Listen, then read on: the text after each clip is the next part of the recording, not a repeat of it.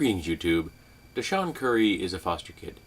He walked into his foster parents' home one day through the side entrance. No big deal. Common occurrence. You walk into the house to the door that you're used to going through. A neighbor saw him doing this. They called 911. 3 guesses why they called 911. Go ahead. Guess. Because they saw a black person walking into a house they thought belonged to white people. When the police arrived, they entered the home and confronted Mr. Curry, and he was very confused. Why are there cops in there? Why are they pointing guns at me? And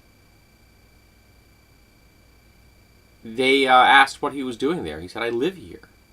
Their response was to point to pictures on the wall showing a white family, implying, of course, that Deshaun Curry didn't belong there because he was black.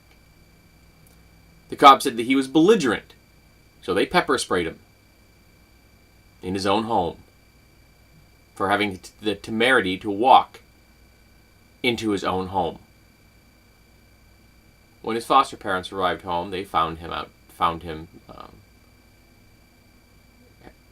suffering from the effects of pepper spray. And let's see here. Stacy and Rick Tyler had been fostering Curry for about a year and had done all they could to show Curry that he was just as much a member of their family as the other 3 children. Everything that we've worked so hard for in the past years has stripped away yesterday in just a matter of moments. Rick Tyler told WTVD Curry said he wasn't sure if he was able to move past the incident. I can understand that. To be confronted in your own home, to be pepper sprayed in your own home, because you're black and you live with a white family.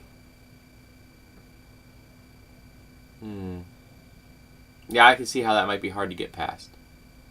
Now, I've seen another piece, I didn't save the link and I apologize, that said that the neighbor was new to the neighborhood. So their justification for this was that they didn't know all the people that lived there. Okay. But that goes just one tiny step deeper. They saw a building, a house, that white people lived in. So their assumption, when a black person walked into it, was that a robbery was taking place. Now, if you don't know who lives there, why are you making the assumption that someone walks in the door, they don't belong there?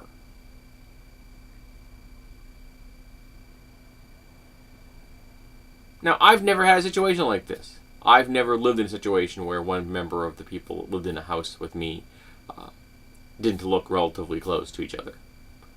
So maybe I've been lucky. Maybe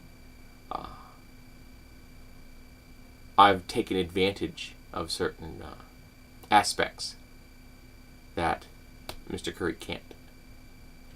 No one I've ever lived with is on a profile list. No one I've ever lived with is going to arouse the attention of neighbors who might suddenly think, if you walk into your own home, you don't belong there. And no one I've ever lived with has been at risk of being pepper sprayed by the police for questioning, why are you here? What is going on? Why are you implying I don't belong here?